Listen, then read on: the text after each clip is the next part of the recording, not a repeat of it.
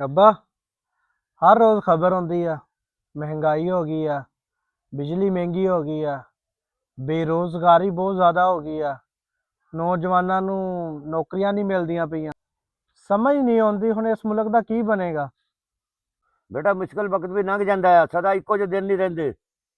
ਲੇਕਿਨ ਅੱਬਾ, ਆਮ ਬੰਦੇ ਦੀ ਜ਼ਿੰਦਗੀ ਬਹੁਤ ਮੁਸ਼ਕਲ ਹੋ ਗਈ ਆ। ਬੇਟਾ ਯਾਦ ਰੱਖ, ਕੌਮਾਂ ਮਿਹਨਤ ਤੇ ਇਮਾਨਦਾਰੀ ਨਾ ਛੱਡਣ, ਅੱਲਾ ਉਹਨਾਂ ਦੇ ਹਾਲਾਤ ਬਦਲ ਦਿੰਦਾ। अस्सलाम वालेकुम। वालेकुम सलाम। इमरान यार किधर ਚੱਲਾਂ?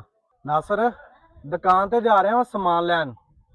ਇਸ ਮੁਲਕ ਦੇ ਵਿੱਚ ਕੁਝ ਨਹੀਂ ਹੈ, ਇੱਥੇ ਸਿਰਫ ਉਹ ਹੀ ਬੰਦਾ ਕਾਮਯਾਬ ਆ ਜਿਹੜਾ ਝੂਠ ਤੇ ਫਰਾਡ ਕਰੇ। ਨਹੀਂ ਨਾਸਰ, ਇਦਾਂ ਨਹੀਂ ਹੈ, ਸਾਰੇ ਲੋਕ ਇੱਕੋ ਜਿਹੇ ਨਹੀਂ ਹੁੰਦੇ। ਰੋਜ਼ਾਨਾ ਹਾਲਾਤ ਖਰਾਬ ਹੋਈ ਜਾਂਦੇ ਆ, ਤੂੰ ਹਜੇ ਵੀ ਉਮੀਦਾਂ ਲਾ ਕੇ ਬੈਠਾ ਹੋਇਆ। नासर, उम्मीद अच्छी रख। चल आ यार सामान लेने चलिए। अस्सलाम वालेकुम भाई, हाँ पर्ची ले लो, मैंने सामान दे दो। वालेकुम सलाम भाई, 2 मिनट रुक जाओ, मैं करदा सवाल।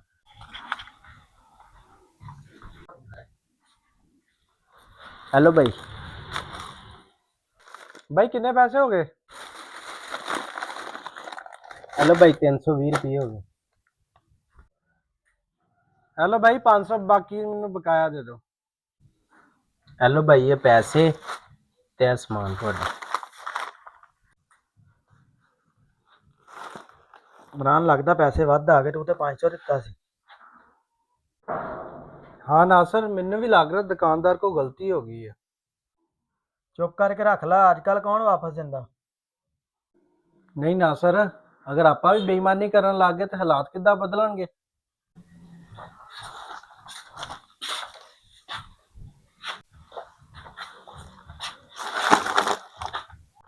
भाई ਮੈਨੂੰ ਲੱਗਦਾ ਤੁਸੀਂ ਪੈਸੇ ਵਾਪਸ ਜ਼ਿਆਦਾ ਦੇਤੇ ਆ।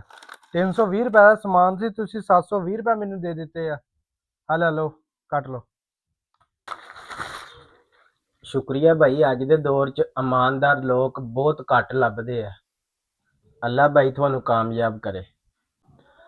ਵਾਹ ਅੱਲਾ ਤੇਰੀ ਸ਼ਾਨ, ਇਹੋ ਜਿਹੇ ਬੰਦੇ ਵੀ ਦੁਨੀਆ ਤੇ ਹਜੇ ਮੌਜੂਦ ਆ। अस्सलाम वालेकुम। ਵਾਲੇਕੁਮ ਸਲਾਮ। अस्सलाम वालेकुम। वालेकुम सलाम। ਬੇਟਾ ਮੈਨੂੰ ਫਖਰ ਆ ਤੁਹਾਡੇ ਤੇ। ਭਾਈ ਸਾਹਿਬ, ਮੈਨੂੰ ਇੱਕ ਗੱਲ ਹੀ ਸਮਝ ਨਹੀਂ ਆਈ, ਇੱਕ ਬੰਦੇ ਦੀ ਇਮਾਨਦਾਰੀ ਨਾਲ ਕੀ ਫਰਕ ਪੈਣਾ। ਕਾਕਾ, ਮੁਲਕ ਹਕੂਮਤਾਂ ਨਾਲ ਨਹੀਂ ਬਣਦੇ ਹੈਗੇ, ਇਹ ਲੋਕਾਂ ਦੇ ਕਿਰਦਾਰ ਨਾਲ ਬਣਦੇ ਆ। ਭਾਈ ਸਾਹਿਬ, ਇੱਕ ਬੰਦਾ ਕਰ ਵੀ ਕੀ ਸਕਦਾ। ਕਾਕਾ, ਇੱਕ ਬੰਦਾ ਸੱਚ ਬੋਲੇ ਤੇ 10 ਬੰਦੇ ਸਿੱਖਦੇ ਆ, ਤੇ ਜੇ ਇੱਕ ਬੰਦਾ ਇਮਾਨਦਾਰੀ ਕਰੇ ਤੇ ਬਾਕੀ ਨੂੰ ਹੌਸਲਾ ਮਿਲਦਾ। ਹਾਜੀ ਸਾਹਿਬ, ਤੁਸੀਂ ਬਿਲਕੁਲ ਸਹੀ ਕਹਿ ਰਹੇ ਹੋ। ਸਾਨੂੰ ਇਜਾਜ਼ਤ ਦਿਓ, ਅਸੀਂ ਘਰ ਜਾਣਾ। ਚੱਲ ਠੀਕ ਹੋਗਾ ਬੱਚਿਓ, ਲੇਕਿਨ ਮੈਨੂੰ ਤੁਹਾਡੇ ਤੇ ਨਾ ਯਕੀਨ ਕਰੋ, ਬਹੁਤ ਮਾਣ ਆ, ਮੈਂ ਬੜਾ ਖੁਸ਼ ਹੋਇਆ ਤੁਹਾਡੇ ਤੇ। ਮਿਹਰਬਾਨੀ ਭਾਈ ਸਾਹਿਬ। ਅੱਬਾ, ਅੱਜ ਇੱਕ ਗੱਲ ਸਿੱਖੀ ਹੈ ਮੈਂ। ਕਿਹੜੀ? अगर पाकिस्तान च हर बंदा मेहनत और ईमानदारी करे ना, तो पाकिस्तान बहुत अगे जा सकता। पाकिस्तान के हालात बदल सकते। ਬੇਟਾ ਇੱਕ ਗੱਲ ਯਾਦ ਰੱਖ, ਮਾਯੂਸੀ ਕੌਮਾਂ ਨੂੰ ਖਤਮ ਕਰ ਦਿੰਦੀ ਹੈ और उम्मीद कौमां ਨੂੰ जिंदा कर देती है। पाकिस्तान के हालात बदलने के लिए दूसरों का इंतज़ार नहीं करना चाहिए। अगर हर शख्स अपने किरदार को बेहतर बना ले तो पूरा माशरा बदल सकता है।